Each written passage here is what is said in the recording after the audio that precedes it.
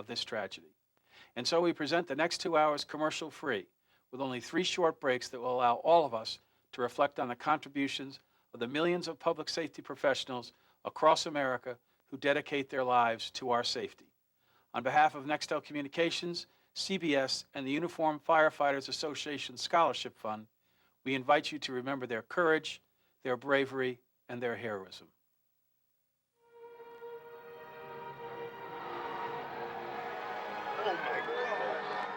Tonight, a new chapter in the most important story of our time. World Trade Center, we took a hit on that last explosion. One firehouse. We gotta get everybody out! Let's go! 3 filmmakers. I saw the second one hit the other tower. In a place you've never seen. Battalion 1, Division 1, where are you, Steve? On a day you'll never forget. Command post from Tower 1, evacuate the building. 9/11.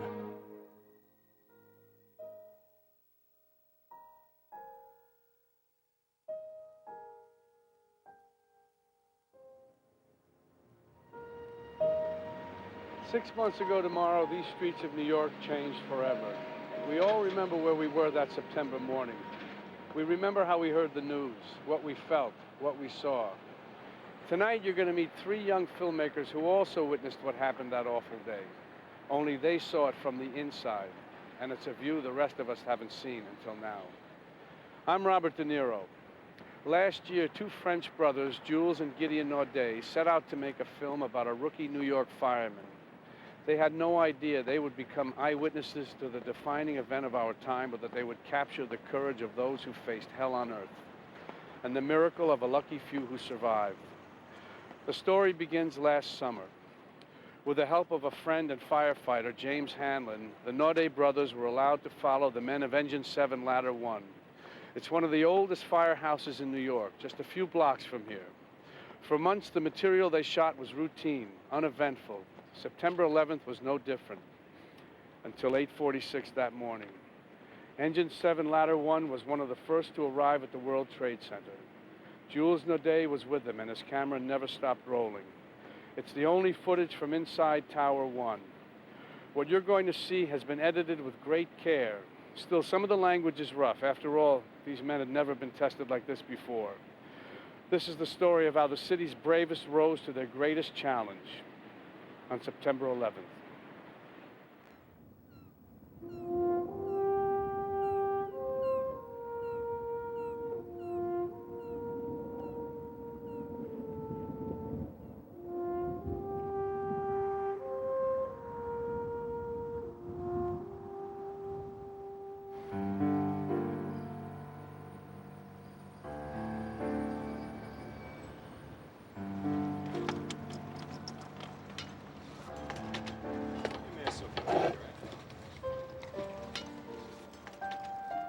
When you work in a firehouse 7 blocks from the 2 tallest buildings in New York, you get to know every step, every staircase, every story. Good morning, Jim. Couldn't get too close to that razor blade. I'm James Hanlon. I've been a New York City firefighter for 9 years at Ladder 1 downtown.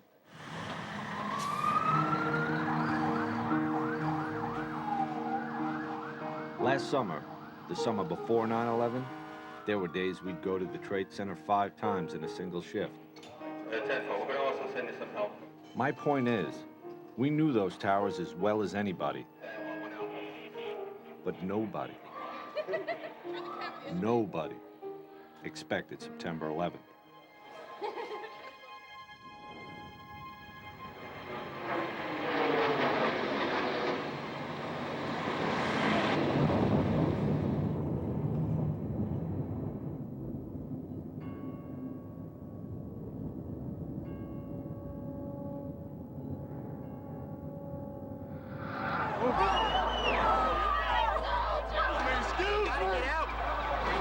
Go to the Trade Center.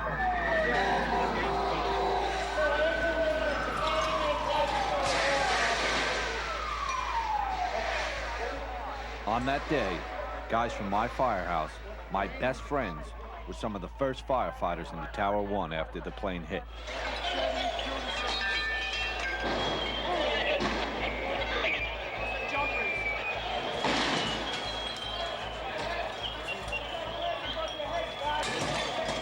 What they did that day, what everyone there did, was remarkable. And almost as remarkable, it was captured on videotape, inside the tower, beginning to end. And tonight, you'll see all of it.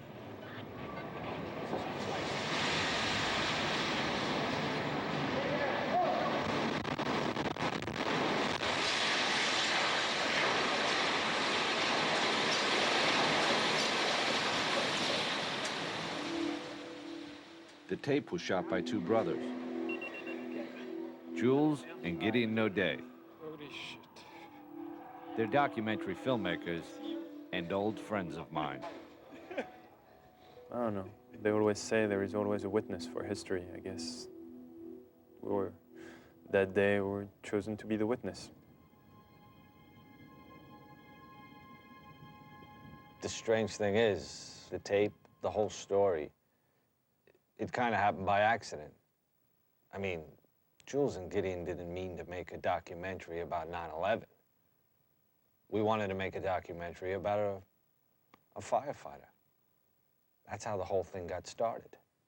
9, 10, 1, 2, 3. More to the point, the plan was to follow a rookie. On the job, we call them probies. The idea was to show how a kid, almost, become a man in 9 months. Which is their probationary period, where they have to prove themselves. Let's go, guys. Hurry up, get in the apartment. We teamed up, and by last June, the three of us were out at the fire academy shooting the training. Help. Help. And trying to decide which one of the 99 new probies Test. would be the perfect probie. My name's Paul Denver. John Carroll. Antonios Benetatos. Tony for short. I was a police officer.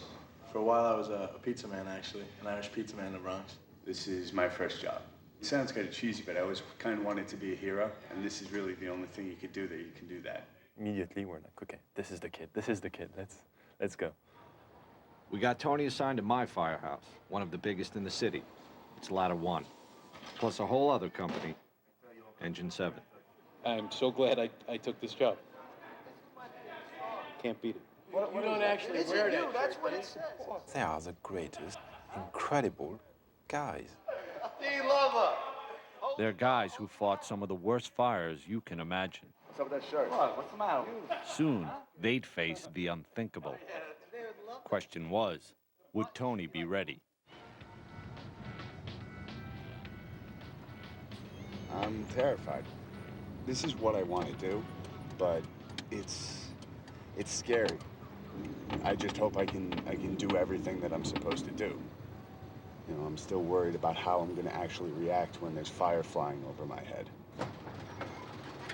Here goes. What's your first name? Tony.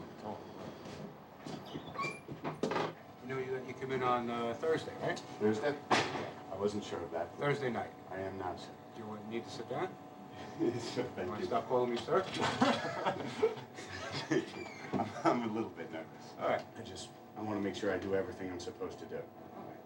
Thing is, when you're a probie, what you're supposed to do We gotta do the sheets. We change the sheets in the mornings. is pretty much everything. More news and traffic coming up. It's 6:22.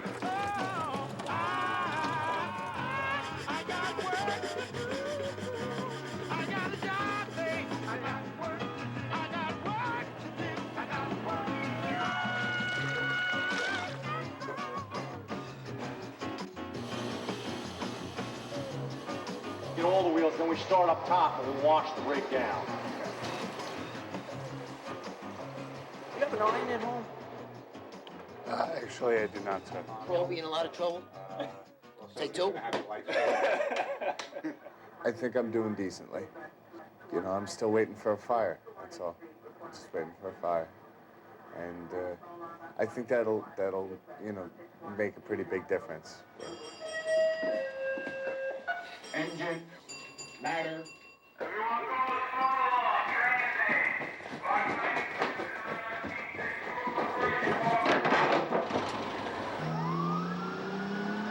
Should we grab that big long thing from the back too?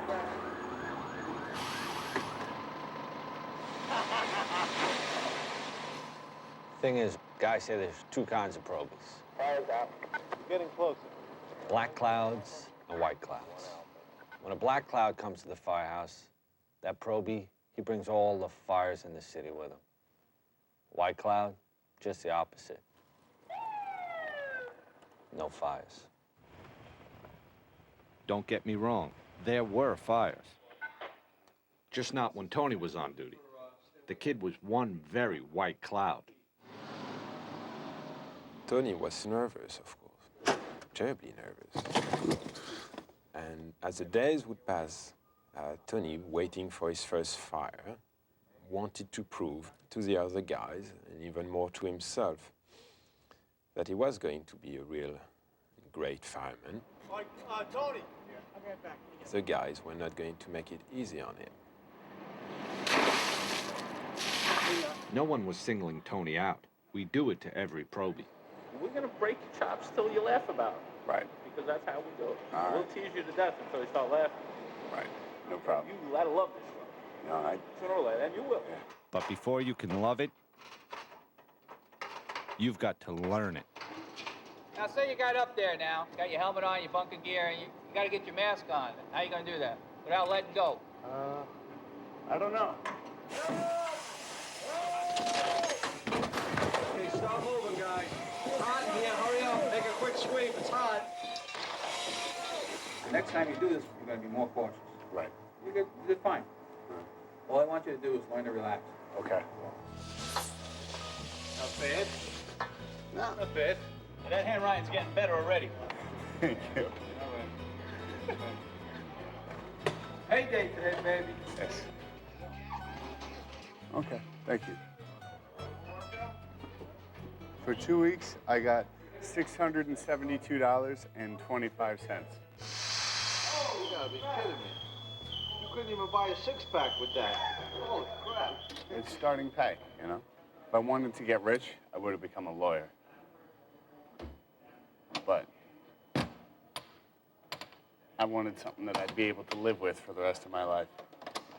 This I can live with. A lot of the guys feel that way. You need to get up in the morning and look yourself in the mirror and say you're doing something with your life. Somebody's in there. Hit the door. You do your job, you risk your life to help people. And to be part of a family at the firehouse. Just making some onions and mushrooms for the steaks. How you doing, Jimbo, huh? Doing pretty good? Yeah? Here we go. Ah, this is a good song here.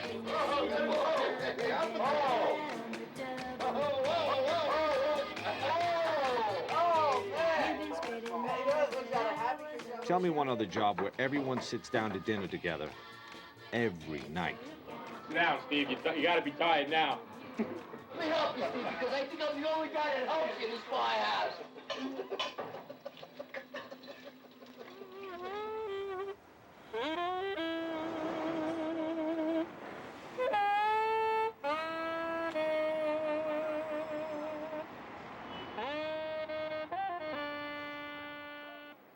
It's been 4 weeks, I think, 5 weeks, something like that. And I'm still no fire. But it'll come. Probably when I'm asleep and not ready for it. That's when it'll come. It's 2:30 in the morning, bro. you can sleep. You can. All right. Trust me. When the alarm goes off, they'll come and get you. Okay.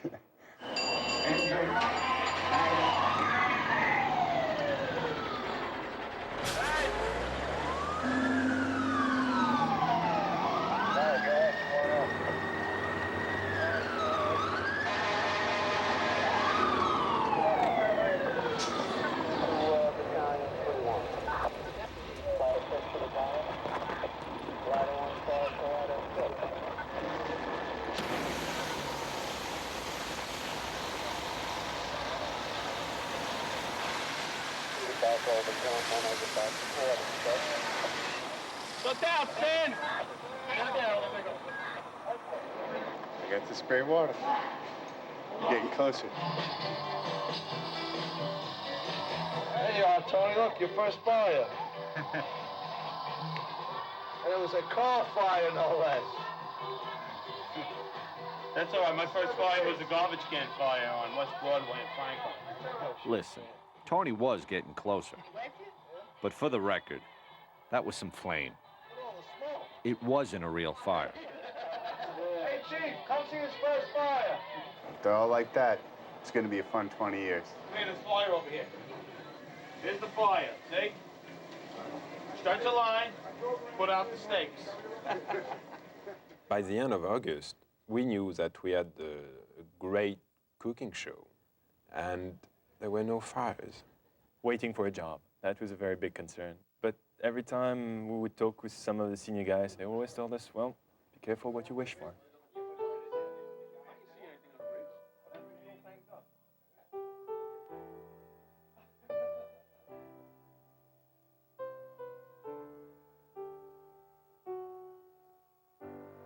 Yesterday, a 27-year-old firefighter, Staten Island he was stationed, went to a job and he passed away.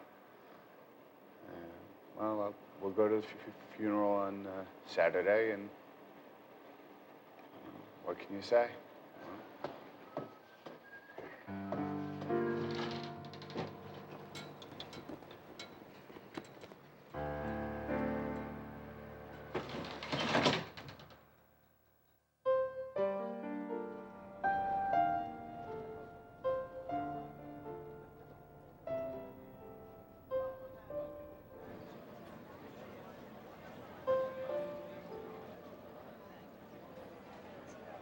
Detail. Hut.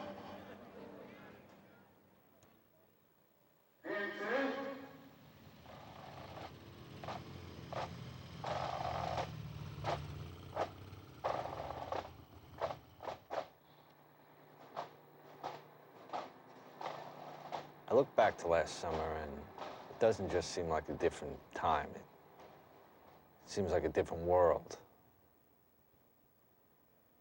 At the time, we didn't think there could be anything worse than losing a single firefighter. I mean, looking back, we were kind of innocent, especially Tony. A bunch of the guys were talking about what different parts usually get them at the funeral. When the coffin went past, that was a little rough. I don't know. I hope it's my last one.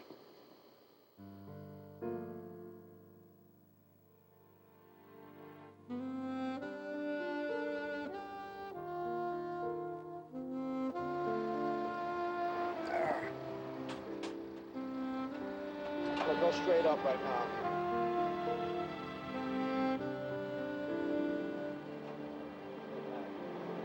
There's a lot of things going on at all times, you know? Shit's hitting the fan, the roof starts to collapse, you gotta get off. You know, you gotta really improvise. Right. You know what I mean? Right. Basically, you have to be on the top of your game. Right. You're not the OV. You're on the top of your game. This is not a joke, this job. You know? Right.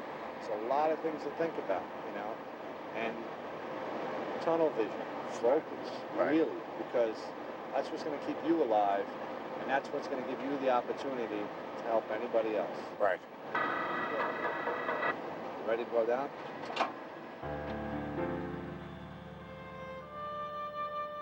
Fire or no fire, Tony had learned a lot that summer. Get him up, get him over the roof, make sure... Sure, he had a ways to go, but we'd teach him. Far as we knew, there was plenty of time. A few days later, Jules cooked a French dinner for the guys. At least he tried to. Decided to cook leg of lamb, which I told him for a long time was one of my specialties. I think he cooked one, and we really needed at least 5. Where's Frenchie? A couple more meals like this, we'll be able to share shirts. All right, I got a small piece, so what? Not my mistake. We stayed up late. just telling jokes and busting chops. This is it. That's all that's left. This is the best part of the meat. Even though the guys were making fun of us because we didn't cook enough, we're all having a great time. We're getting accepted.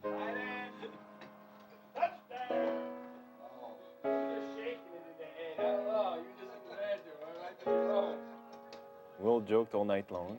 It was really a great night. Little did we know.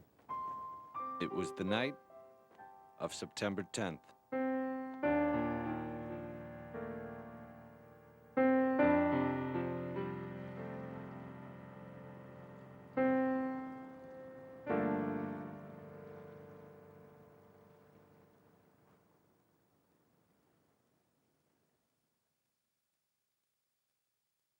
(9/11), presented by Nextel. Good evening. I'm Tom Ridge. You're about to witness a remarkable display of courage. Faced with the worst, the firefighters of Engine 7 Ladder 1 gave us their best. But the heroism shown on 9/11 happens every day, in every corner of America. Our firefighters, law enforcement officers, and EMTs are doing their duty to secure our homeland. It is our duty to support them. President Bush, working with Congress, is moving forward on a national homeland security strategy to give first responders, like these firefighters, the equipment, training, and communications they need. We will build up our public health system to combat bioterror, use technology to help secure our airports and borders, and work to get law enforcement the information it needs to stop a terrorist attack before it happens. The best way to honor the victims of 9/11 is for all of us to show our best. Contact USA Freedom Corps to find out ways to serve. Thank you.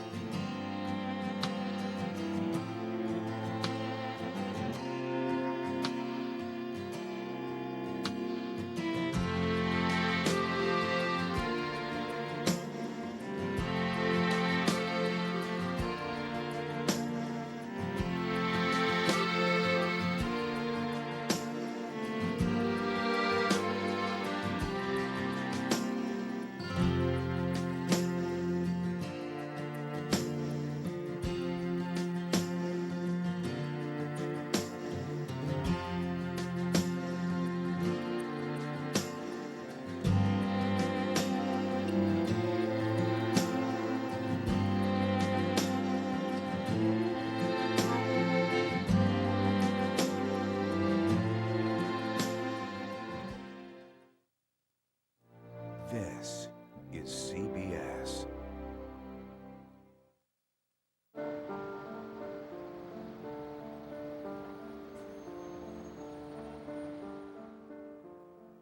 Firemen live to help others live. It's that simple. Every day they wait for the call. Every day that passes without that alarm is a blessing and a burden. They know it's only a matter of time until they'll have to put their lives on the line. So they wait and they wonder. For the men of Engine 7, Ladder 1, the waiting and the wondering had lasted all summer. By early September, the filmmakers had captured so much about life around the firehouse, except for one thing, a big fire. There's a superstition among firemen. When you go too long without any fire, be prepared. Something big is coming. What you're about to see is how brave men work under stress, surrounded by chaos. They trained all their lives for this moment, but nothing could have prepared them for what was about to happen.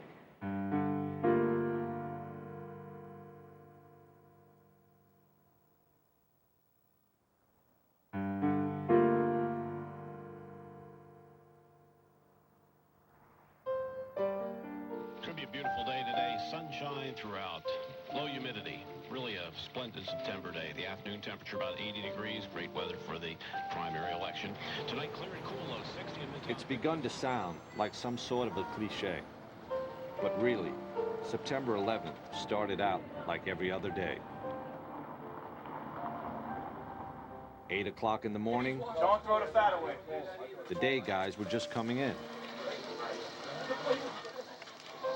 I was off that day. 13 guys from my firehouse were on. Around 8:30. Engine, ladder. I believe the run came in. Get the run for the gas leak, or an odor of gas in the street, actually, I think it was. It's just Lisp Bernard in church, odor of gas. Yeah, I don't think anything of it. You get on the rig, you go, you say, all right, it's an odor of gas. Jules was riding with the battalion chief, Joseph Pfeiffer, videotaping. It was just another call, and I'm riding with the battalion chief. It was basically camera practice. See, Jules had only been shooting for a few weeks. Before that, Gideon was the main cameraman. Every time the battalion goes, I go. You know, I just need to practice, so I shoot. And I don't stop. Gas mains right here. We checked the area with meters, and it was kind of routine. It was 8:46 in the morning. That's when this stopped even resembling a normal day.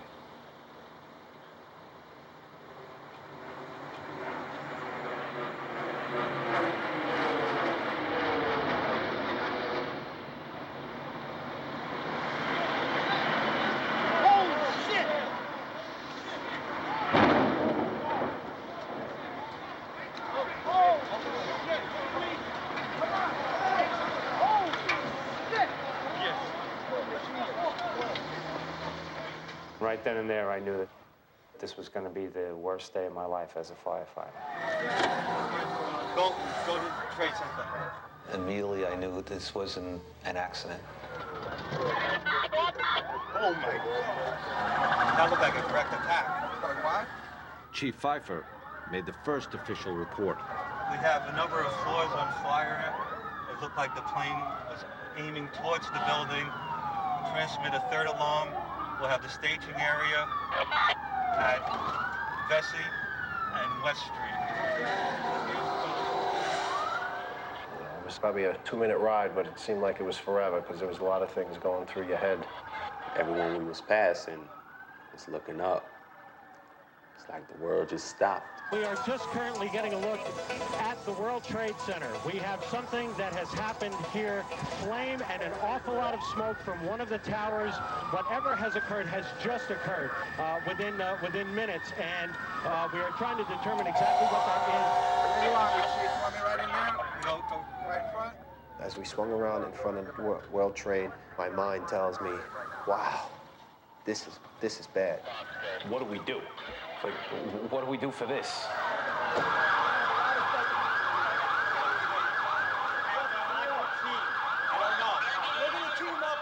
We park right under the awning of One World Trade Center. Chief Pfeiffer puts his gear on, and I remember asking him, you know, Chief, can I come in with you? I want to come in with you. And he says, yep. Yeah, you stay with me. Come in with me, never leave my side. Who got the can? I go in, and I hear screams, and right to my right, there was 2 people on fire, burning. I just didn't want to film that. It was like, no one should see this. Pfeiffer was the first chief into the building. Right away, a guy from the Port Authority told him the damage was somewhere above the 78th floor. But all you had to do was look around. It was obvious. Something had happened right there in the lobby. You just saw that all the windows were blown out. The lobby looked like the plane hit the lobby. Later, they'd figure out that flaming jet fuel had shot straight down the elevator shaft.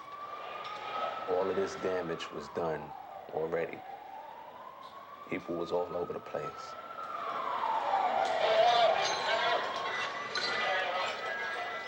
So you knew it was going to be worse when we got upstairs. Flames are shooting out.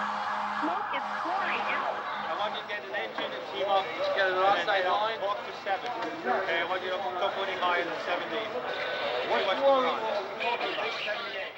My main concern was we had 20 floors of people above. And we had to figure out a way to get them out. Chief! You don't have an elevator yet? As it turned out, we had no usable elevators. Any elevators working? With the elevators out, there was only one way to get up there. Walk. Companies come in, you see them with a concerned look on their face, and they're sent up.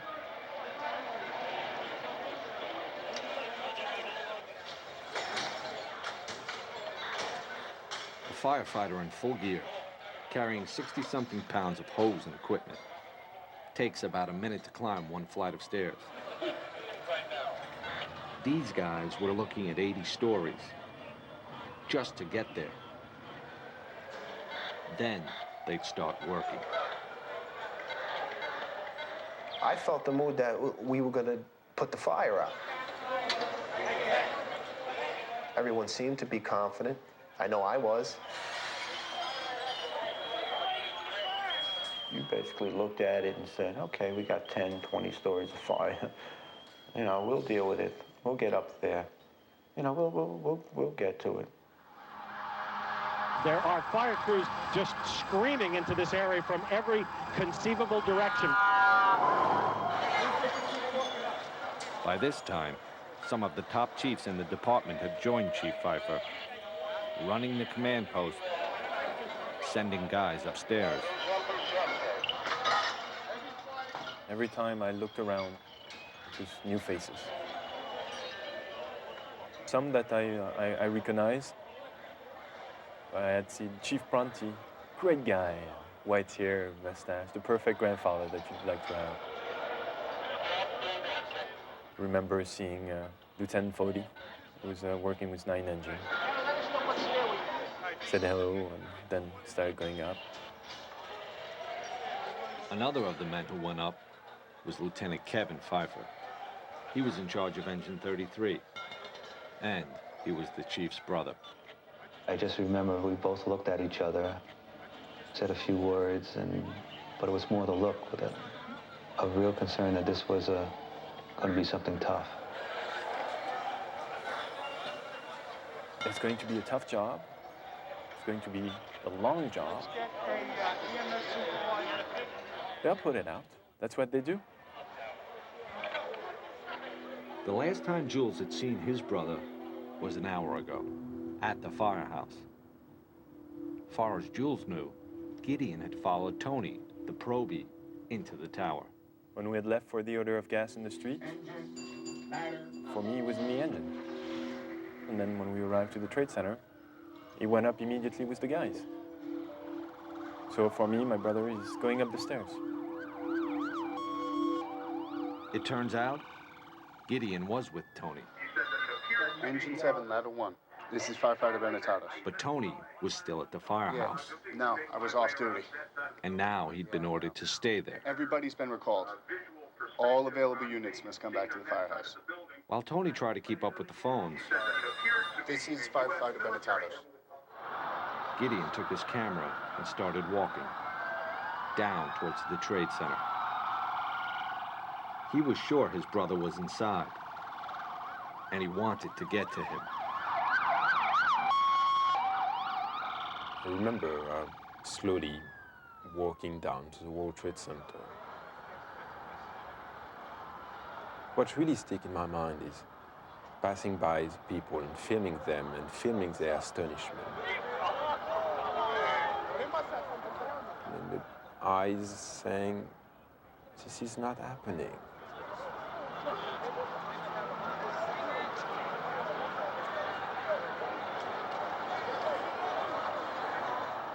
And remember tilting the camera back and forth between the people and the towers in front of me.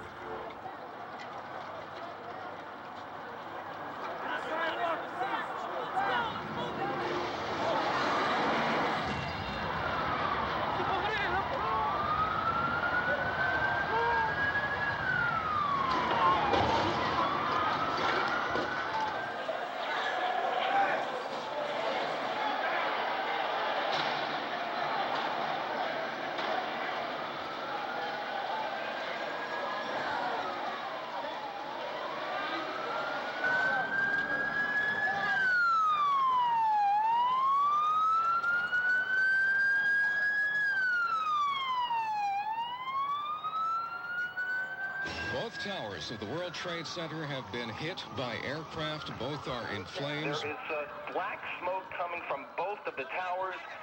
It's a horrific scene here. There's debris flying through the air. Mayday. There were two planes. I saw the second one hit. It hit the other tower. All we knew was that a second plane hit, and we had a lot of people trapped. Stay together. Stay together. Let me know what's going on. You're just going to have to walk in. No way to go. Second plane is coming. Motherfucker. Now the Chiefs would have to set up a whole other operation over in Tower 2.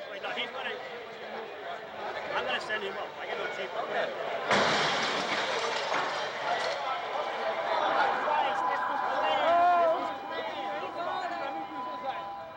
When the second plane hit, that's when you could see fear.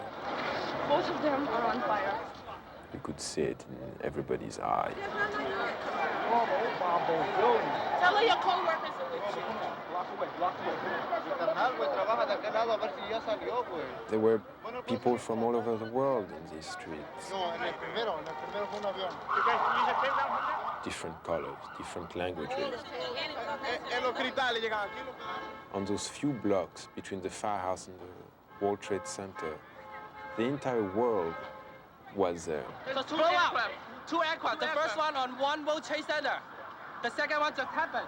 And they were all looking at the same thing and talking about the same thing and reacting the same way. Is it a plane or a bomb? You saw a plane going? A plane went straight into the building, right there into the side. Plane? Yes. How big is the plane? Yeah. That was a direct hit. Huge one. There were two planes? Yeah. There's two. One in each building. Yeah, I saw the last one. We heard boom in the whole field. What are those people going to do? On the second one? All the elevators are blocked out. Yeah.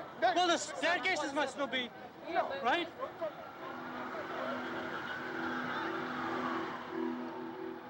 The stairs were crowded. People were coming down burnt. Upstairs in Tower 1, the guys from my firehouse were now 10 floors up and climbing. If we did talk, it was to the people coming down, trying to comfort them, tell them it's all right, get out, stay calm. I wound up finding a woman in the C staircase. Her arms were all burned. She was just sitting there, basically in shock.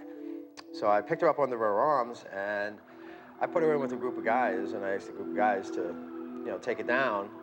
I knew we had to get up to help people. We had to get up there. People pretty much said, why are y'all going up there? Get out.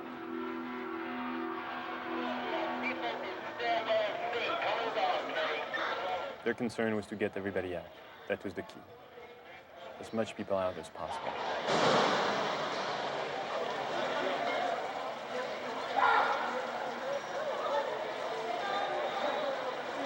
Most of the people in Tower 1 came out on the mezzanine above the lobby.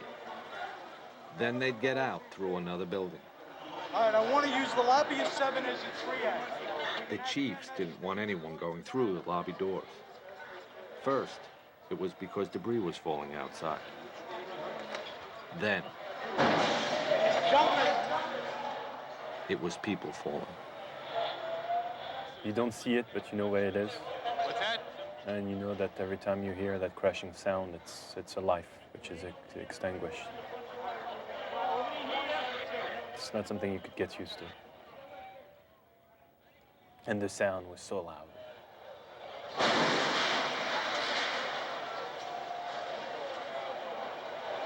I just remember looking up, thinking, how bad is it up there that the better option is to jump?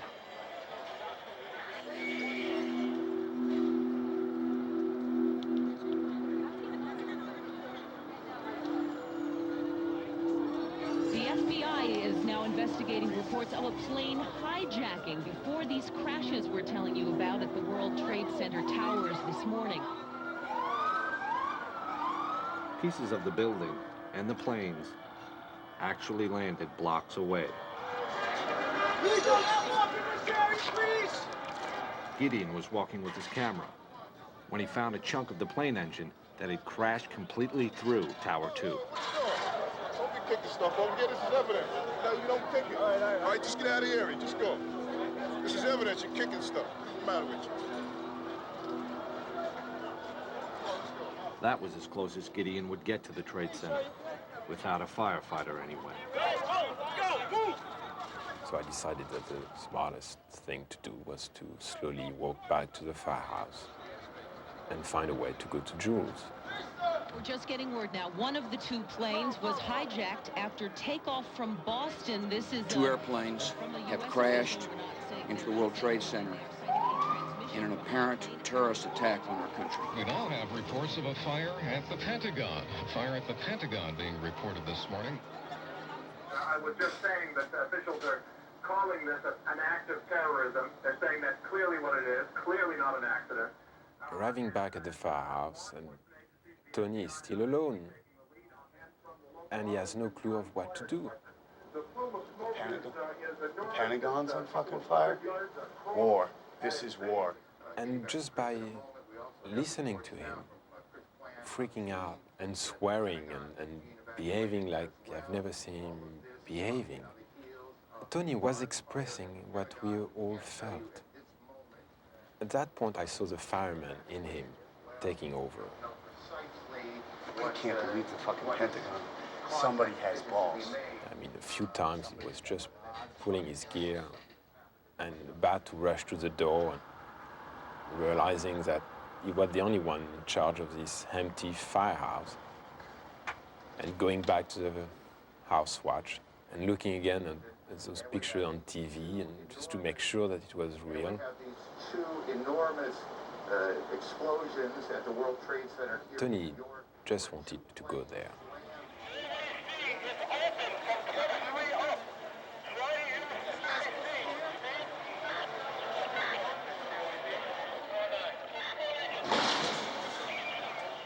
In the lobby, the chiefs were trying to run the largest rescue operation any of them had ever seen. With next to no information coming in from outside. You got a phone that's working? I think the entire world knew more than we did. Everybody had seen the attacks. Everybody had seen the tower burning. De New York, un avion s'est encastré dans une des deux. Had seen the Pentagon. For us, we didn't have a clue of what was going on outside our lobby.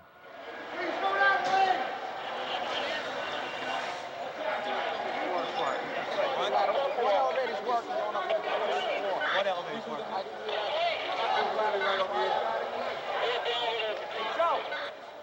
Just like a beehive, that place. Everybody's working on the phone, everybody's working on the radio. Everybody's getting information, sending guys up, getting reports. And just trying to get this thing under control.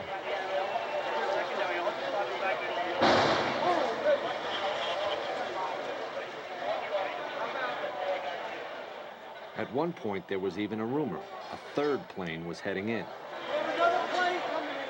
You got to remember, at that moment, anything seemed possible. Other than NYPD, Port Authority, police, and the military. And I need that done now. Another fucking plane. Strategy is to get as many people out of the building, let it burn up. We ain't letting you. We got a lot of people in this, but we got to get these people out. That's the priority. On top of everything else, just talking to the guys in the stairwells was tough. Fort David to Battalion 7. The tower's internal communication setup had been knocked out by the crash. That left fire department radios. Suddenly, you have hundreds and hundreds of firefighters that have radios. Command post Battalion 7. Seems to become more and more difficult. Command post Battalion 7.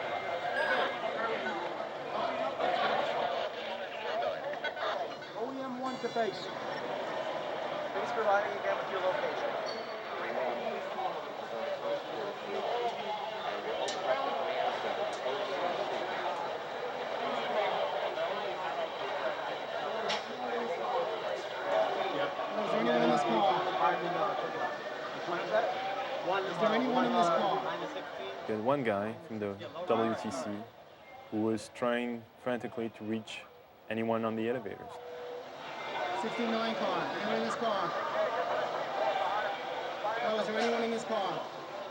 And going through the list, Hello, is there anyone in this car? and there's about 98 elevators in the World Trade Center. 70's no main line. 70 kind of relocate with more people. You can't speak. Can't Trying to evaluate which one's good and which aren't. In the middle of all this, suddenly an elevator opens up. And you see people not having a clue of what's going on, because they've been stuck in there since the first plane hit.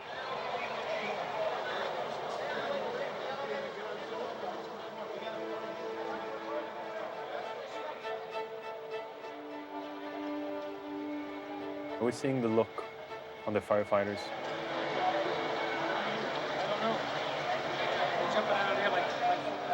It was not fear, it was what's going on. Disbelief. That made me panic a little bit. That made me panic.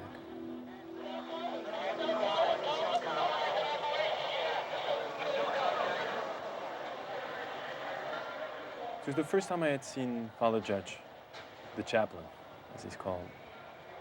He was in the lobby with us, and I could tell that he was praying. You know, Father Judd, he would at least make eye contact with you and kind of give you a reassuring look. That wasn't occurring, almost like he knew that this was not good.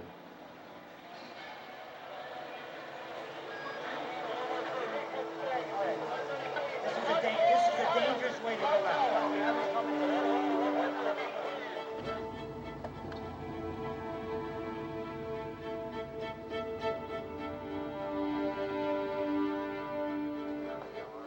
Back at the firehouse, off-duty guys were starting to show up.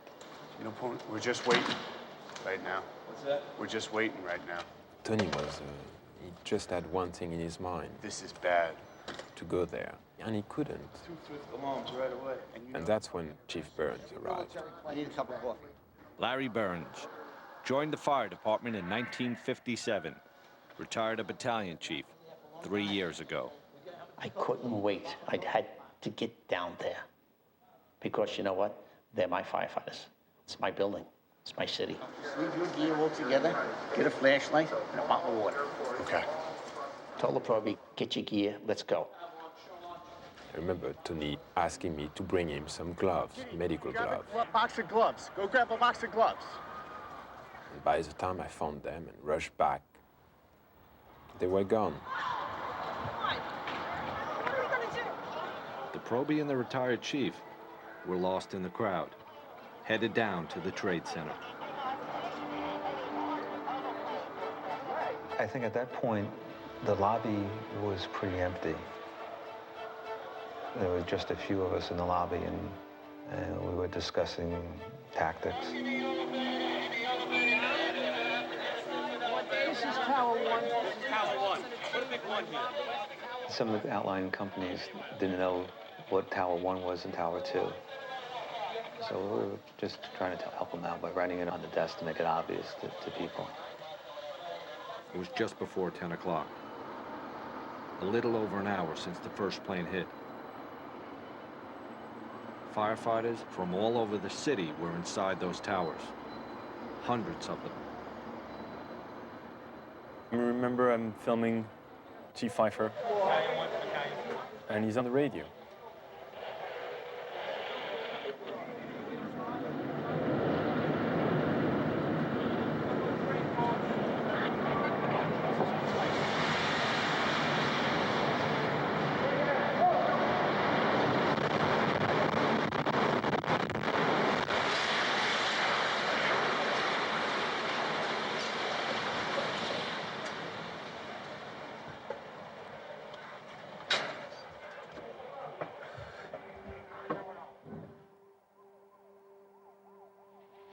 A situation that started bad just gets worse and worse and worse. The World Trade Center, South Tower, which was hit by a plane and wrecked by an explosion approximately an hour ago, has totally collapsed. What happened?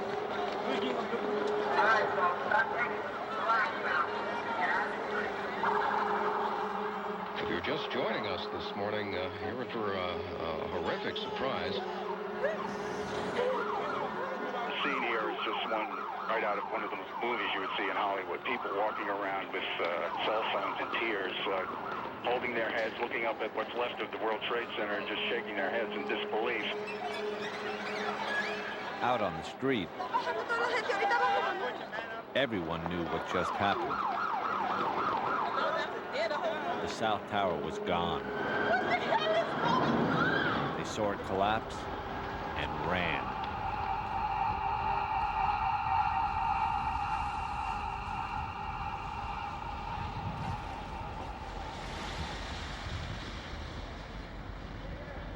I waited. Time slowed down and everything became pitch black. Everybody all right? Yeah, I'm okay. How's the way out of here? And then realized, okay, I'm not dead. Yeah, right here.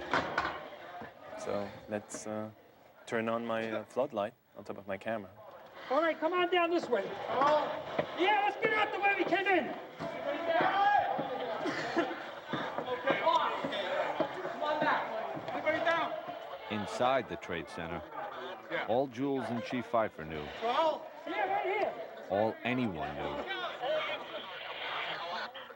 was that something had gone terribly wrong. All right? No, come here. They asked me, you with the light, help us out. We gotta get everybody out. It was pointing my light wherever they needed. Where's Chief Cowan?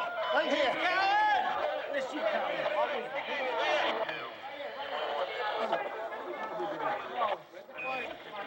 I remember seeing Chief Pfeiffer.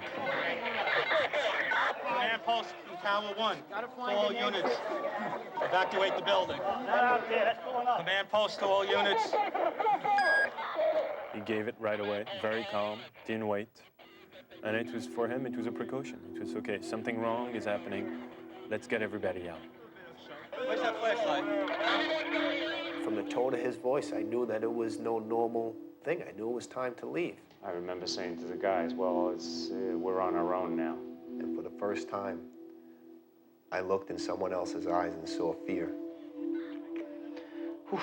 Which you don't see with the firemen. We orderly evacuated. It was such a long walk, 21, 17, 16, 15, 14, 13. I was going down the stairs. I can remember a fireman resting on the landing and telling them, you know, we've heard a mayday, get out of the building. I don't think they, a lot of them, I know for a fact, did not take it serious. Sarge? Sarge! Hey, Pete! Come on, Pete! I was not even consciously filming. I was just had my camera by my side and pointing the light wherever they needed. Sorry. Needed my light to actually help someone, and then I realized it was Father Judge. Hey, guys, here, we need a hand here. We saw him lying at the base of the escalator where we were. And I removed his white collar and I opened up his shirt.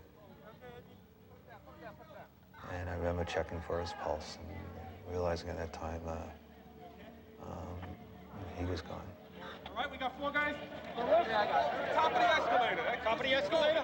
Top of the escalator.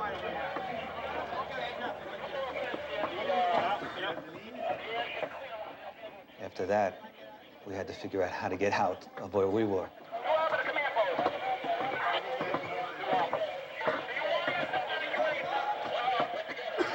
Because if you go out this way, right where we are now, people are still jumping, debris still falling, and it's too dangerous. You cannot go out this way. At the World Trade Center, we took a hit on that last explosion. Which way?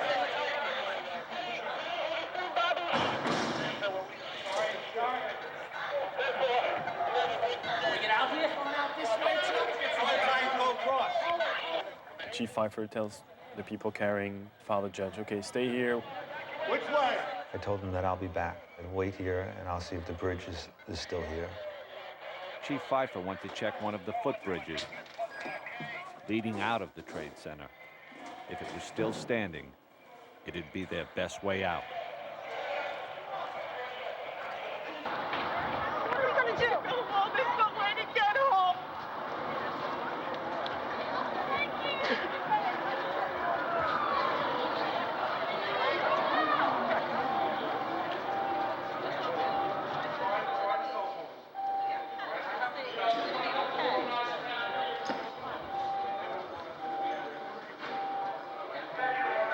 Did you hear what happened with the other tower?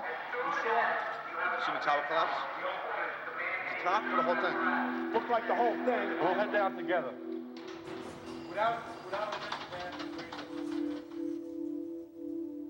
And now I wonder for the first time if Julie's still alive.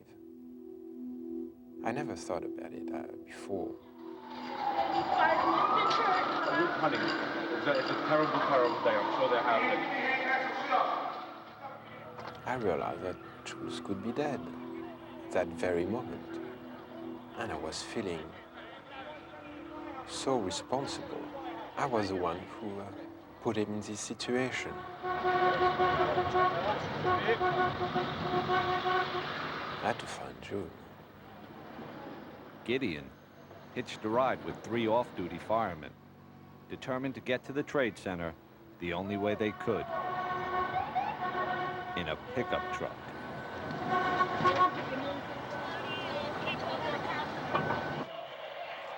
You shouldn't have even come in here, man.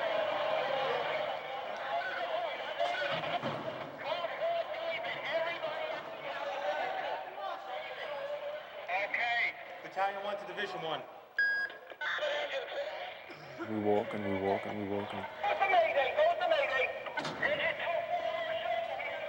there are maydays being given, and we start to figure out, okay, We should be able to get out here. it's much be worse than we think, because you cannot have that many maydays and all that dust and that noise.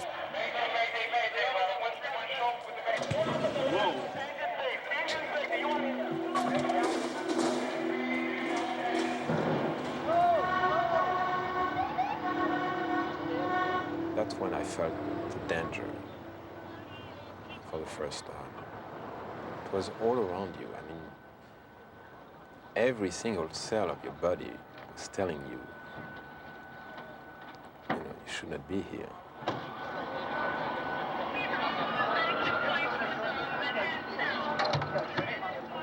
The scenery was radically different. I mean, it was this white powder everywhere. Take yourself his mask. Get masked, we get an extra cylinder, and I'm gonna go in. Just a few people here and there.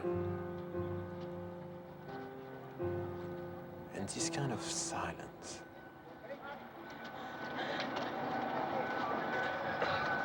You have ambulances straight down. Of course, there's no word on casualties. You have ambulances straight down. But suffice to say, the loss of life, presumably profound. Ambulance straight down. Ambulance is straight down. Of course, at this point, everyone's concern is just getting north, getting away from the World Trade Center, as well as finding out where their families are. The South Tower of the World Trade Center just minutes ago collapsed to the ground. Only one tower is standing at this point. I have a direct line of sight to what is left of the World Trade Center. The fire continues to burn. I can see the flames through the thick smoke.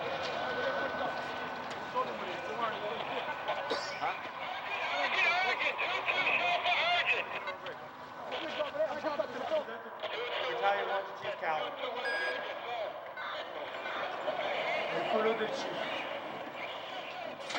By this time, Chief Pfeiffer had found a safe exit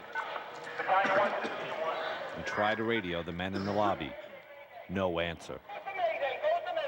So we walked across the bridge back towards the Trade Center. Still trying to call on the radio and not getting through.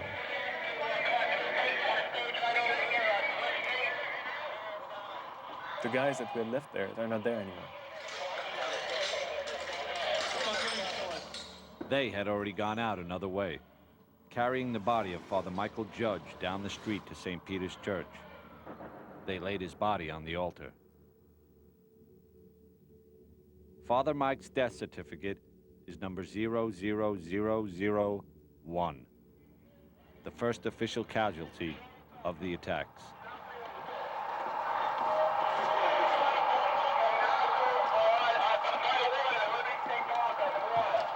The chief, his aide Eddie Fahey, and Jules walked outside, underneath the footbridge they just crossed, and into a scene that none of them could even comprehend. And there's debris everywhere. There's dust covering the entire place. And we look, and the tower's here. So we say, okay, probably to something else. The tower is nice, it's standing. The other one, we can't see it, but it's probably just, on the other side, and no one tells us. We have no clue.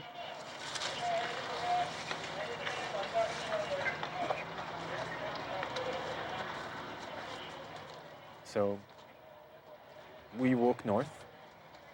Just trying to figure out what took place here, and then try to gain some control. And then was it just a sense that this wasn't a good place to stay.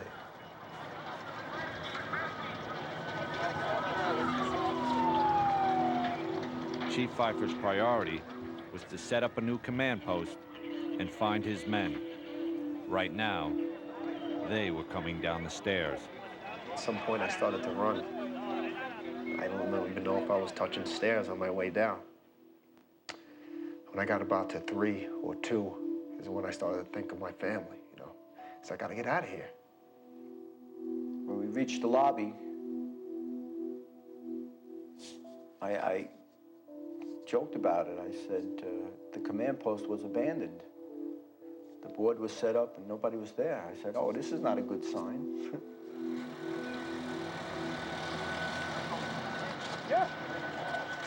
I knew there was nothing I could really do. I mean, I was not a fireman. I had absolutely no medical expertise at all. As just a civilian. But as a cameraman, yeah, there was something I could do. And it was to document what was happening. So the cameraman took over and just filmed. Gideon had made his way as close to the tower as he could.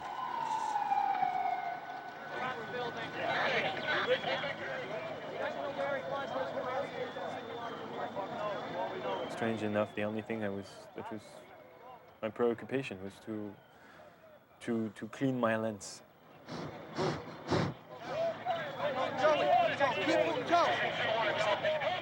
Jules was with Chief Pfeiffer, who was plotting his next move. The firefighters from my house had reached the lobby and scattered. Kind of walking at this point. We knew we were out of the building, felt we were safe. Unfortunately, there were people jumping out of windows. You could see them hitting the ground all around you, debris hitting the ground.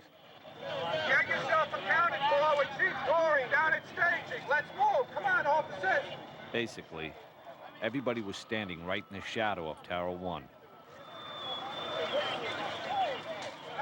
It was 10:28 in the morning.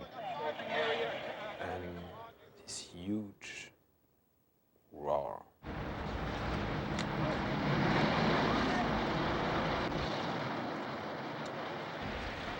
And I don't even have time to think at that point. I just run.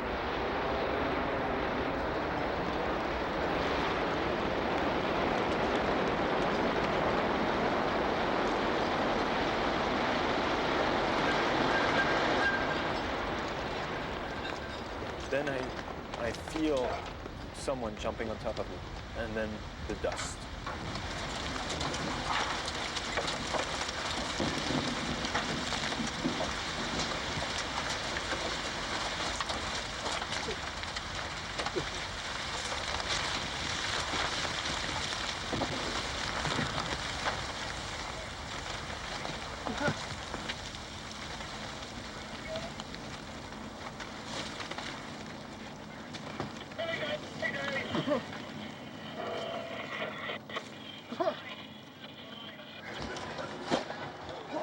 At that point, I realized that I was going to die. We need help! And the only thing I could think about was Jules. And I remember telling myself that if I would survive that, I would be a better brother.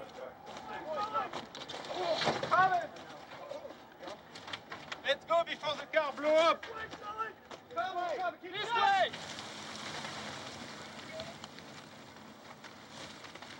And it's dead silence.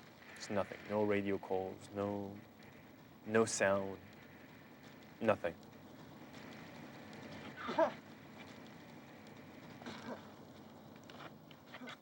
And I feel the person who was on top of me get up. Get out of here. You with me? Yeah. And I recognize it's Chief Pfeiffer's voice. And I just realized it's just, it jumped on top of me to protect me from all this.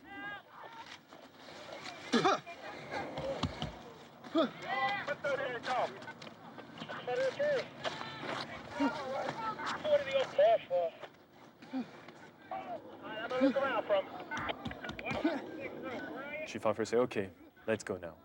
And we get up. The dust starts to clear because the wind was blowing in the opposite direction.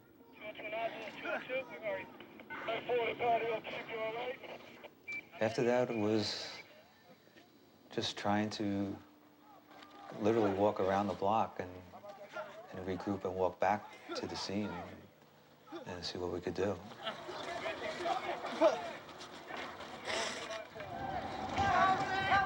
No! Moses! Shit. Do you have some water, something to drink? Thanks. Open your mouth, because I need the water too. Thanks. I had been in this street 3 times in the last hour. The first time, it was full of people. The second time, everybody was running away from it. And the third time, getting out of the last collapse, there was just nobody. And everything was white. Everything was covered by the dust.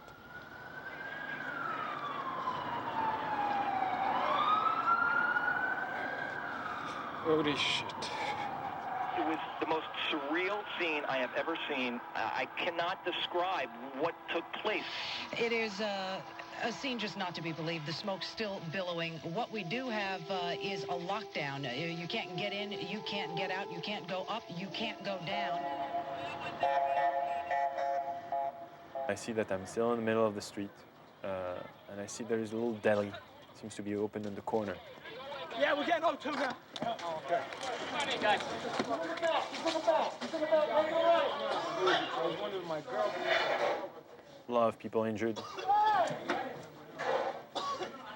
Firefighters, bloody nose, things like that.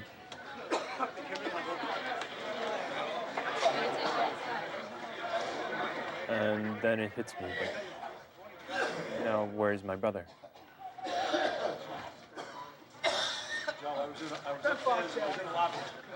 Go back here. I start realizing that I've probably lost my brother.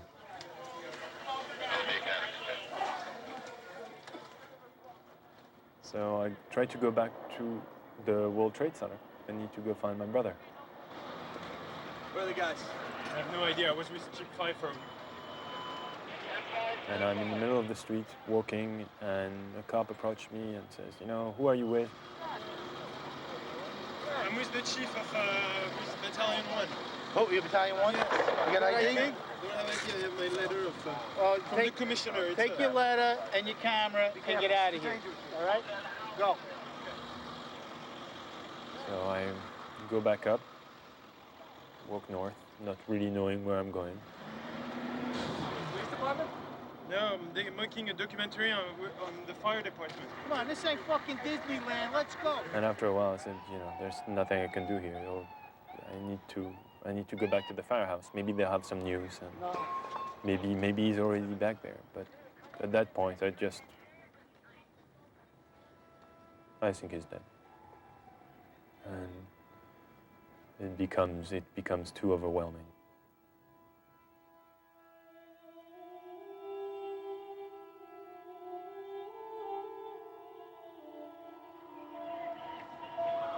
Walking back to the firehouse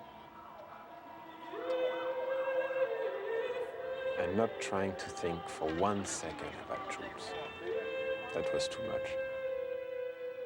Don't worry, honey. We're family.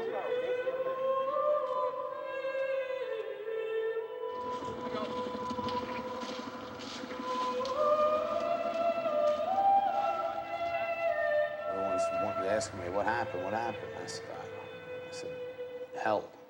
Hell is what happened.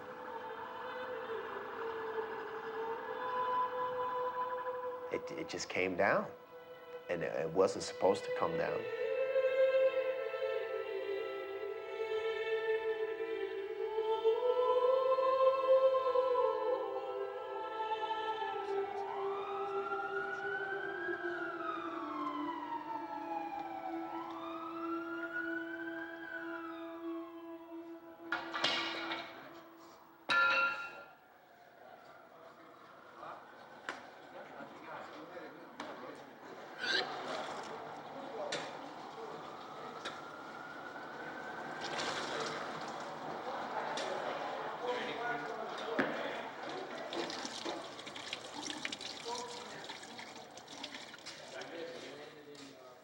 It's not easy being a survivor.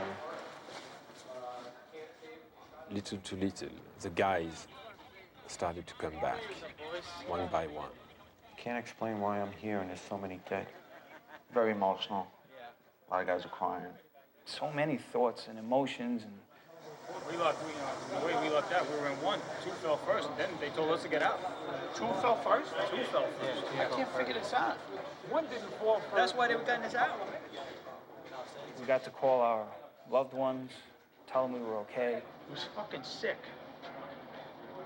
But we just got out. We had just got out. I got up 2 blocks, and I'm like, I'm still not far enough. I got Columbus sticking my back.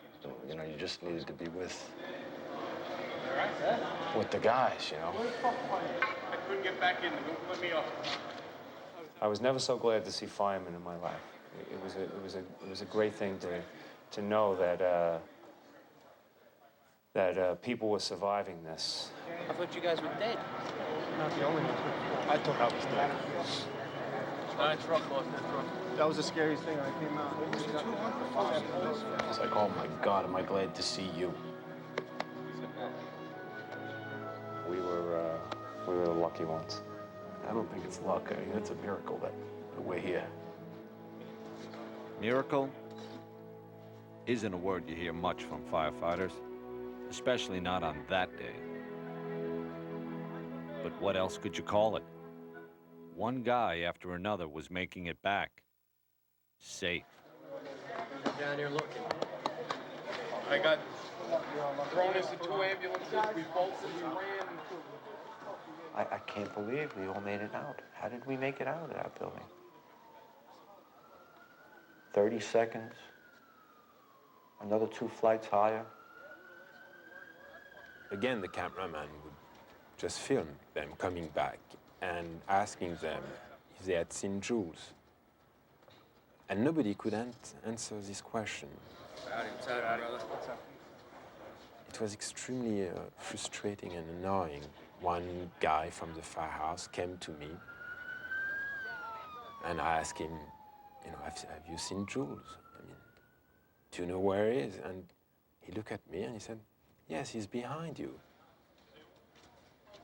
And I turned over and Jules was there in the firehouse. I didn't even see him coming in. And it was like meeting for the first time.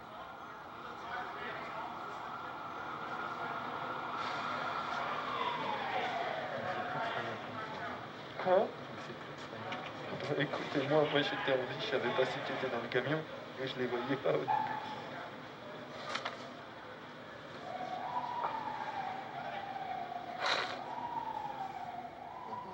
I asked Jules if he's all right. He tells me yes. He tells me that he was all that time in the lobby. I tell him, I know now what it's like to think you're going to die. And then I tell him, I got the first plane and I filmed, and do you have enough tape? Unbelievable. Unbelievable. Good to see you. All right, you okay? Yeah. Yeah, close? Under. Yeah, okay, good. All right, I'm glad you're all right. And it definitely was a miracle, you know? Oh, fuck, man. We're worried about you guys. You don't know what happened to you guys. Oh, God. Everybody's all right. Everybody's accounted for. Right here. You got everybody? Right here. Everybody's accounted for? Everybody come back one by one in the firehouse. You all right? What's up, Patty? Except one. Did you see Tony over there, Benetto's? Yeah, that's what I heard. Here we were all accounted for, except for Tony. Everybody was wondering about Tony.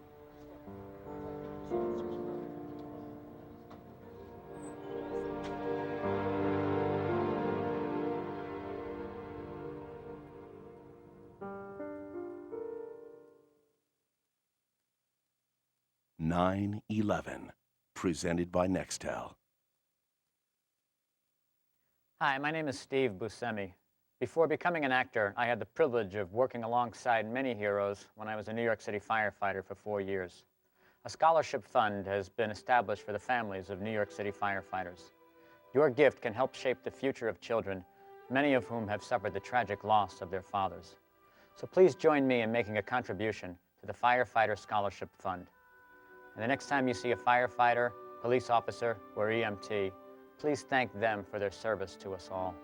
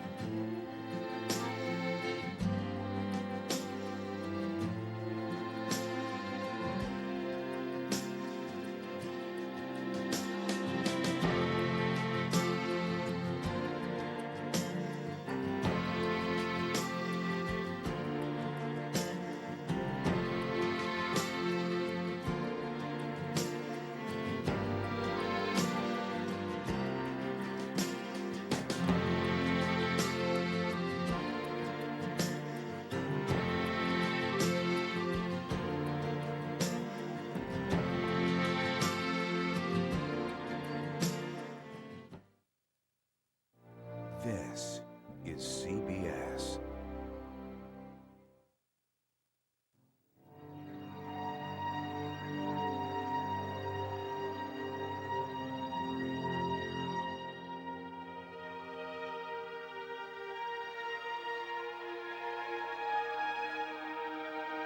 There is not anything recognizable of what were the two trade towers, nothing standing out from those clouds of dust at this time.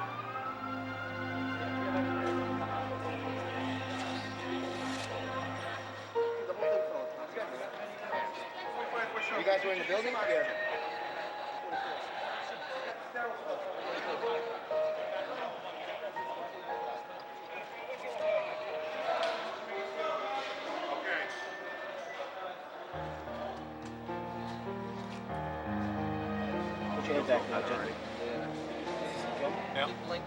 Oh, that day changed everything.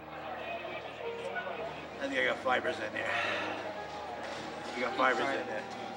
When I came back that day to the firehouse, one firefighter came to me and he said, you know, yesterday you had one brother. Today you have 50. It's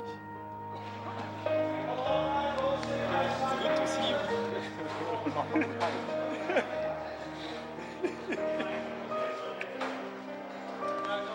It's hard to even describe the emotions in the firehouse that day.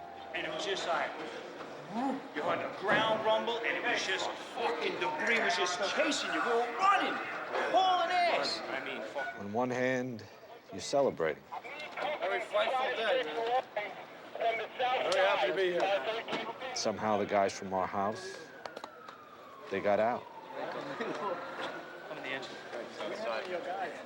We lost so much in that 2-hour period. You all right? And we felt like we got the hell kicked out of us. Shot, I don't know what to do, man. Go back down there or what? Fucking get shot.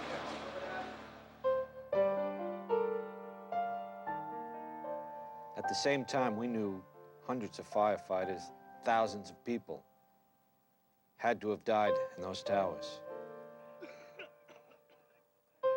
And every hour that passed, we were more certain Tony Benetatos was one of them. Hey guys, Deputy Chief Hill called. 1st Division, he doesn't want anybody else down here right now. Everybody was wondering about Tony. James just put his gear and went by himself to look for Tony. I'd come in from home, and yeah, we were ordered to stay at the firehouse. But after 6 hours, somebody had to go and look for this kid.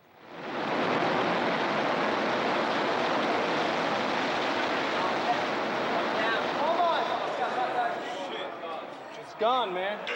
17 down? I got down there just as 7 World Trade finally collapsed. Hey, Rick, they've been going live with you the whole time. No sign of Tony anywhere.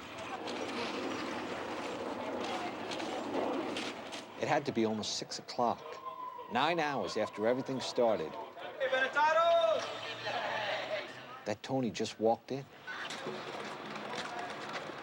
I walked in like a daze, and they were all like, hey, it's Benetatos, you're all right. What's wrong with your hand? Anything? No. No? Yeah. You all right? Yeah. Chill out. How you doing?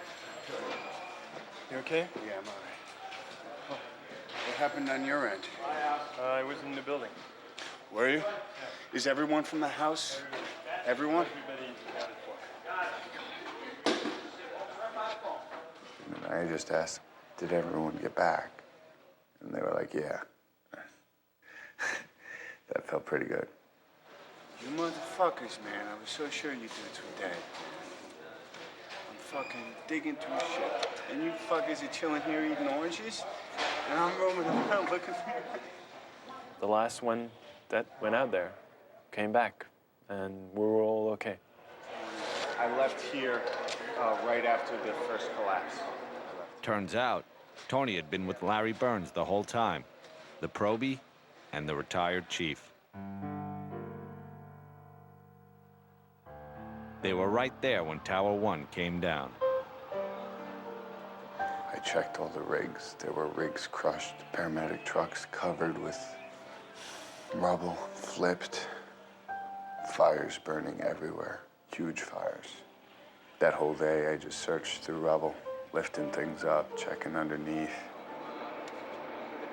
It was hard for him. It was very hard for him.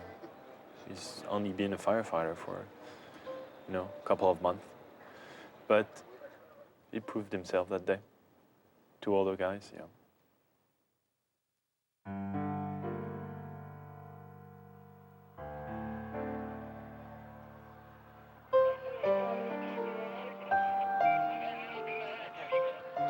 There was so much that we didn't know about that first day.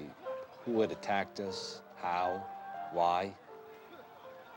All we knew is that nothing would ever be the same. And then, of course, the images of the replay that never stops, of the planes hitting, the towers coming down. And it was like, okay, enough TV. Thankfully, the power went out about that time, so it was a relief.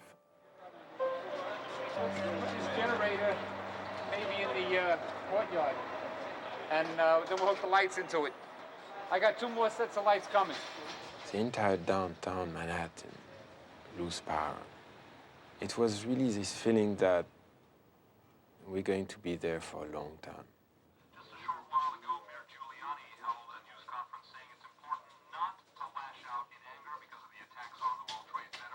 Most of us stayed at the firehouse that night, trying to take it all in.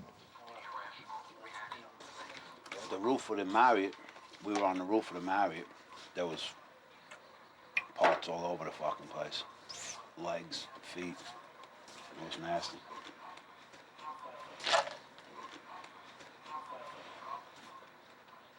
You all right, brother? Yeah, I'm all right. One of the things that sticks with me more than everything I saw is I sat down next to Ted. He looked real bad. I said, Tony, man, it was raining bodies. And just the way he said it, man, the man had been through hell. Good evening. Today, our fellow citizens, our way of life, our very freedom came under attack in a series of deliberate and deadly terrorist acts. It's a very depressed, dismal, miserable mood. Hundreds of your firemen, thousands of civilians are gone. As quickly as you blow out a match, they're gone. Flip a switch, they're gone. That's it. These buildings came down. Gone.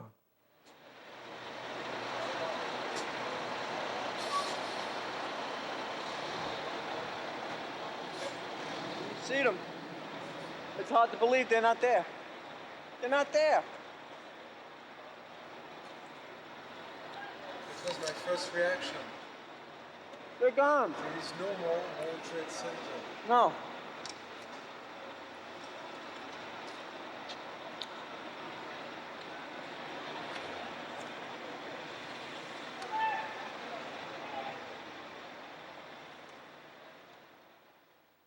It did happen, right? It's not something that I'm going to close my eyes and open them again and I'm going to see the tower, right? It's not there.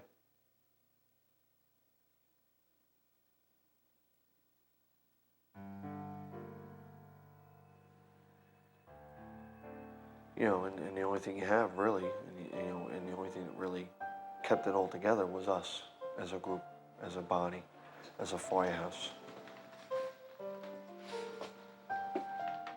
Around midnight, we sent Tony up to lower the flag to half-mast. Again.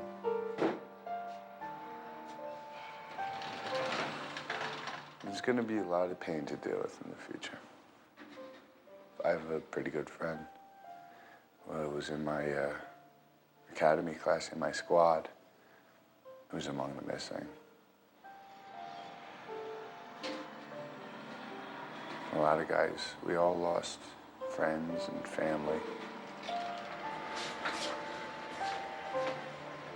I don't want to ever have to put that thing at half-mast again for the rest of my career. That's it.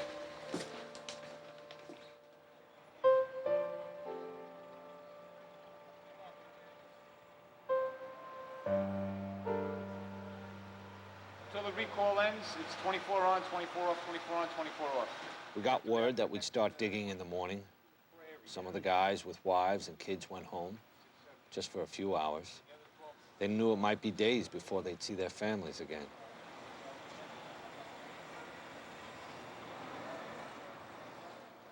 And the kids came out, and we just kind of all cried in one big hug. And it was, we just cried. Probably the best entrance I ever made to a place. And I got home about 2 o'clock in the morning, hopped in the jacuzzi with my wife. But that's another story.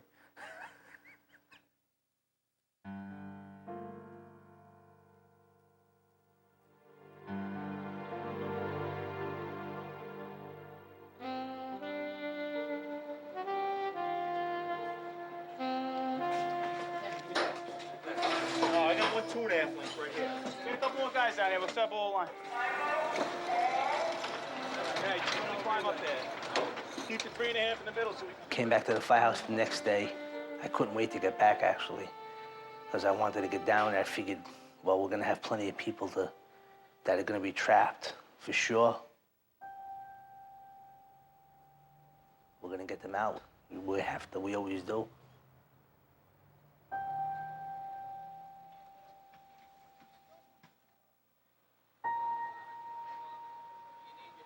I don't know if anyone's really pulled themselves together. Focus on what you're doing today. I mean, time enough in a couple of weeks to really take in what happened to our guys. But today, you must focus on what you're doing.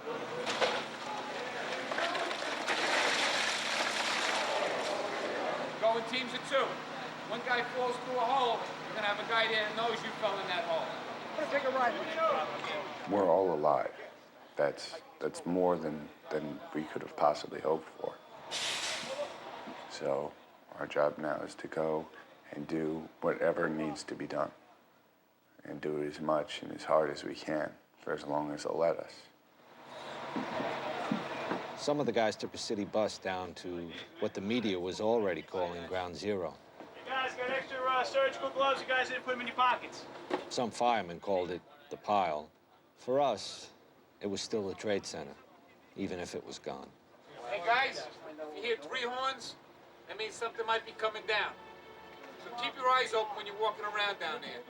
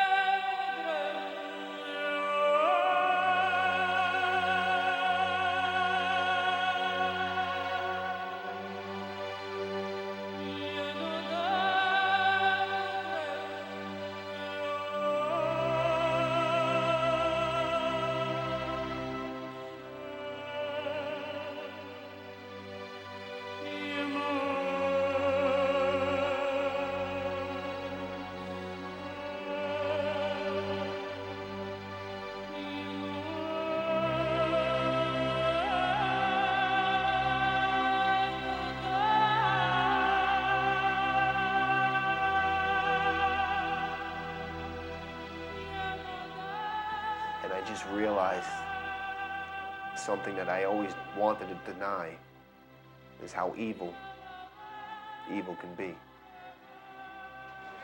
I need 5 firefighters. 19 and 12. And we went down there and formed up companies, 5 men and an officer. Go! Let's go! We went to work right away, trying to look for survivors. Try and get some buckets back here. Buckets! Guys were digging fast, passing those buckets quick. Digging frantically. Bucket! Empty buckets! Hey, watch your back, guys.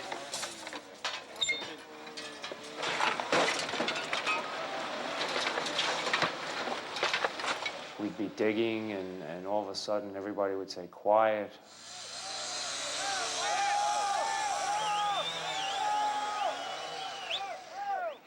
And the whole place would get quiet, and people would look.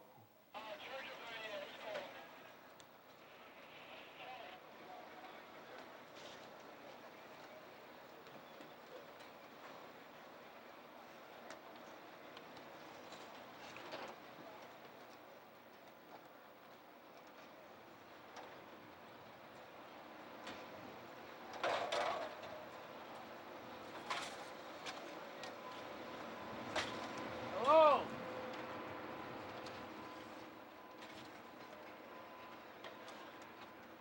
And then slowly they would go back to work and start again. And that's how things went down there.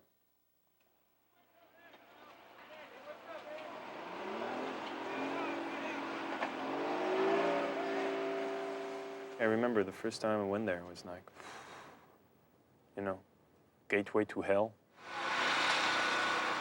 Technically, Jules and Gideon shouldn't have been anywhere near that site.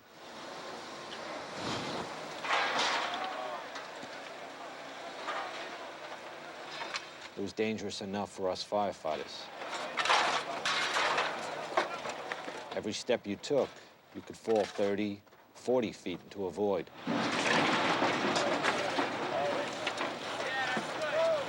Jules and Gideon said they had to be there, but not to film. We would only take the camera and film for a few minutes. In fact, we forced ourselves to take the camera down because we just wanted to go there and help.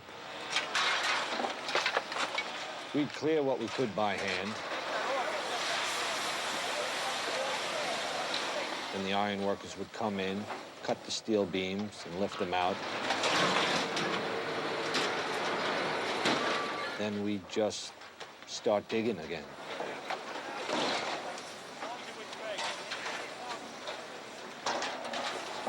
You have two 110-story office buildings. You don't find a desk. You don't find a chair. You don't find a telephone, a computer. The biggest piece of a telephone I found was half of the keypad, and it was about this big. The building collapsed to dust. How are we supposed to find anybody in this, that there's nothing left of the building? Bucket! You find a little spot, and you just keep going and digging and digging and trying to find something. And you find a foot, and then they say the building's gonna collapse, and you run away. Go, go, go!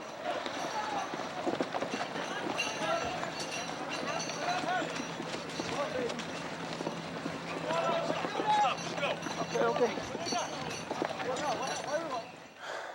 And then we would go back and mostly just dug.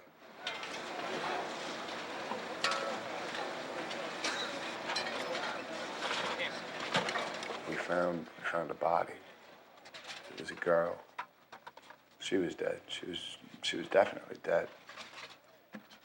All her clothes had been burned off her. She looked to be pregnant. Some people thought maybe she was just bloated, but I don't think so. She was encased in rubble.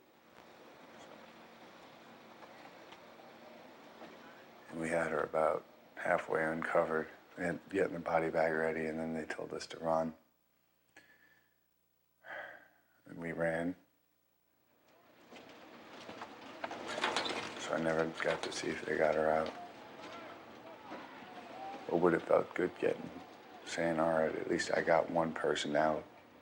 One family will be able to have a decent funeral.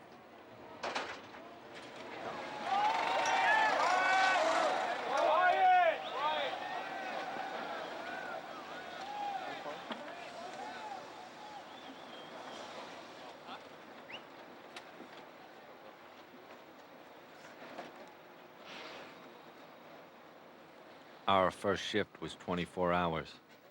And in all that time, there was one person pulled out alive. One. It was beyond discouraging. It was even hard to understand.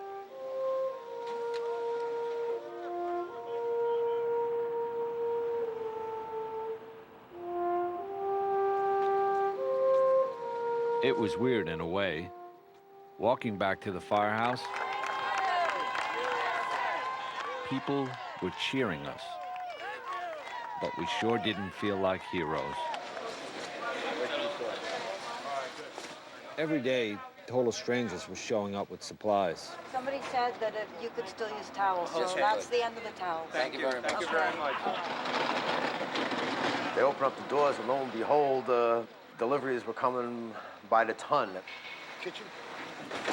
Or just go right around that corner, just dump them on the floor. You can't eat all the cookies they're giving you. No. I know it's early in the operation here, but I just wanted to thank everyone for all the hard work that they've been doing. How we're here, only God knows. But again, guys, thank you so much. I really, you have no idea how much love I have. Check the lockers, bro. Check the lockers, all the lockers, take whatever. It's something special, you know, when guys are relentless and just going back and forth. Guys with nails in their hand, taping it up, gashes, blood everywhere, just taping it up and saying, let's go back, let's see what we can do to make this situation a little better.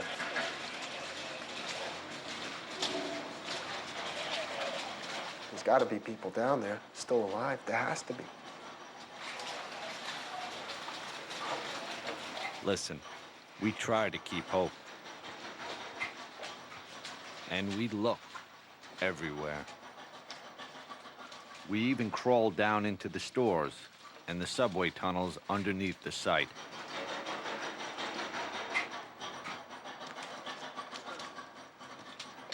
But as days turned into weeks, you began to accept. There just wasn't anybody to find. But we never stopped looking. Hey, Chief. Yes, sir. We got another body over here. Firemen deal with ugly things every day. It's part of the job. But this was worse. You have that body back? Day after day, it pushed guys to their limit, maybe past it.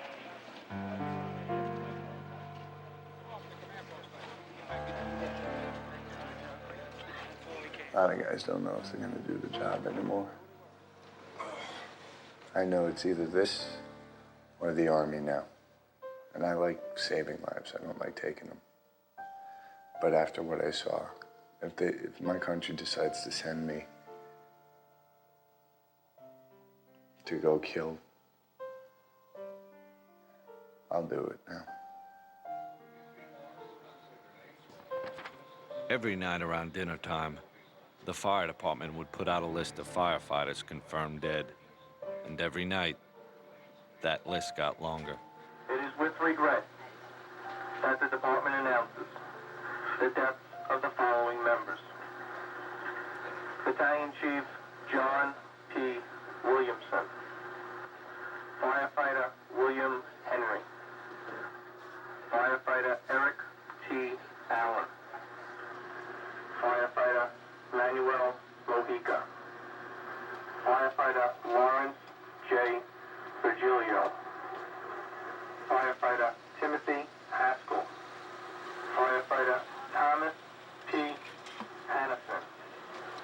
Firefighter John A. Ventura. Firefighter Sean M.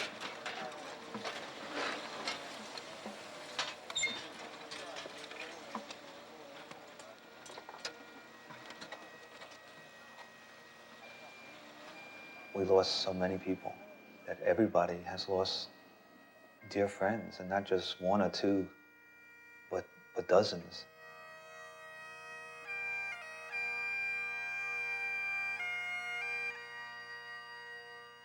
Most days there was a memorial service for some guy you knew. Some days 2 or 3, some days 4.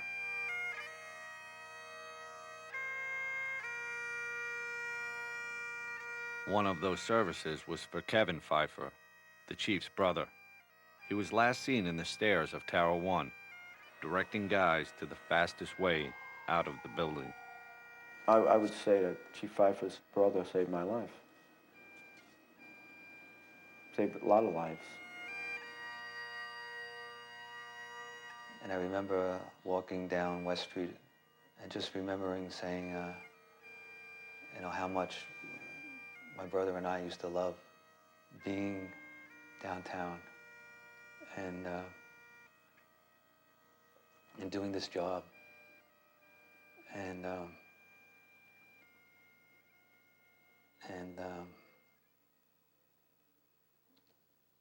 how now I didn't love it anymore.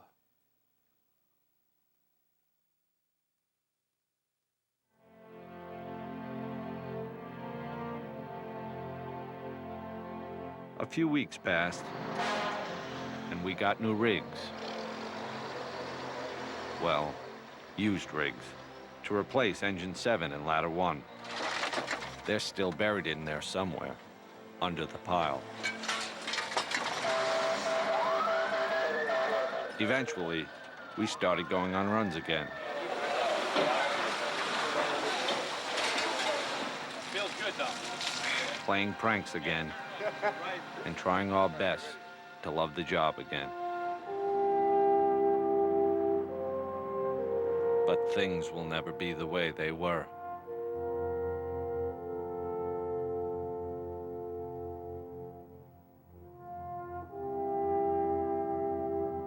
Every now and then still wonder, is it really true, you know? I know it happened, but I don't know. How do you deal with something like this? It's the 11th every day for me when I wake up. Do you want the new tape? As for Jules and Gideon, it's strange how things work out. In the beginning, they came to me and they said, let's make a documentary about a boy becoming a man during his 9-month probationary period. Turns out Tony became a man in about 9 hours, trying to help out on 9/11. You know how you can tell that? He's not bragging about it. It said to Phil. We were the only ones on the ticket. It said to Phil 1075. Do I feel like it's given me more of a sense of self-worth? Yes. Has it made me a man? No. What's a man? You know, I'll still watch cartoons and do my stupid things. I'm just a person who tries to do good, just like every other person in the fire department. For the fire department, now it's about rebuilding. Somehow. At our firehouse, we've already got new probies to break in. You get one chance to make a first impression. 2 guys fresh out of the academy. It's strange to think they'll never know what it was like to be a New York City fireman before September 11th.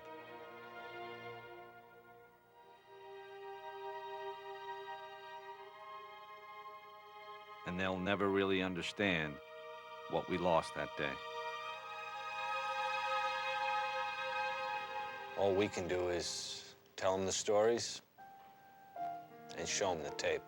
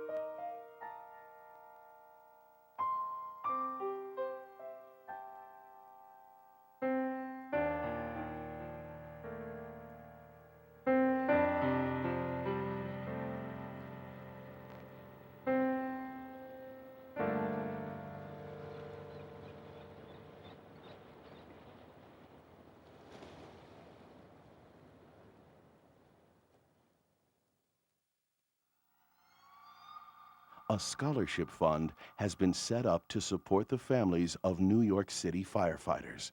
Your donation can help shape a future. 9/11, presented by Nextel.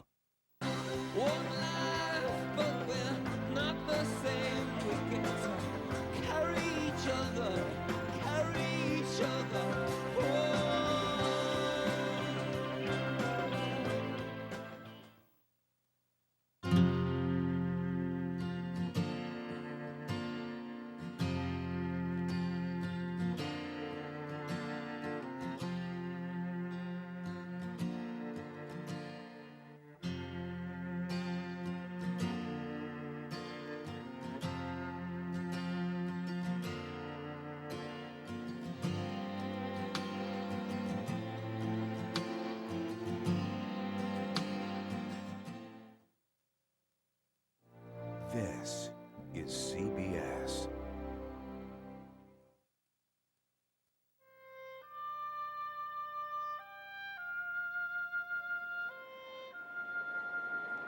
In the end, it's hard to weigh what happened on September 11th. You can measure some things, the height of a building, the size of its floors, the number of people who worked there. Bricks and steel are one thing, but human lives, you can't calculate that. Nearly 3,000 people died here on 9/11. Nearly 200 more at the Pentagon. Still more in the plane that crashed that day in Pennsylvania. You can add it up, but numbers don't do justice to what was really lost. Fathers and sons, wives, mothers and daughters. A lot of us watch stories like the one you've seen tonight and wonder what we can do. A scholarship fund has been set up to help the families of all New York firefighters. In a moment, we'll tell you how you can help. There are many people still working here at Ground Zero. It's now hallowed ground. So every day, 24 hours a day, 7 days a week, the work goes on in the hope that it'll give the families of those who were lost some peace. People have asked us why we wanted to show this material. Part of it was history, but the other part is personal. The men who shot this material wanted the world to see this moment in history as they saw it.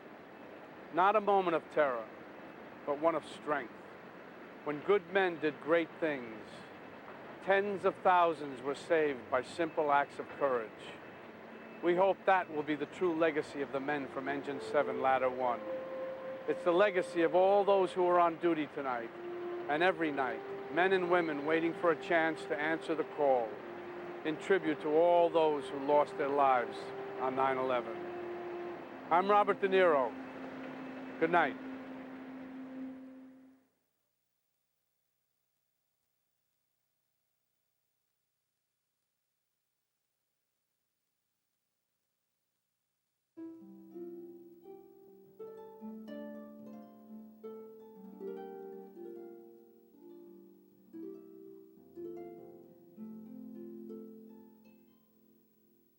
Oh, Danny boy, the